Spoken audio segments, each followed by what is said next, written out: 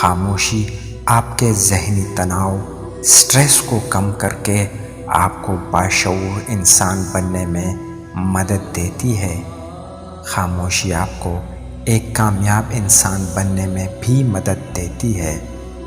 ناراض آدمی کو پیار سے خاموش کرو، بیمار انسان کو نرمی سے خاموش کرو، کنجوس کو سخاوت سے خاموش کرو اور جھوٹے کو سچ کے ساتھ خاموش کرو۔ جلد تجربہ کار ہونے کے لیے ایک اصول یاد رکھیں: زبان بند رکھیں، آنکھیں اور کان ہمیشہ کھلے رکھیں۔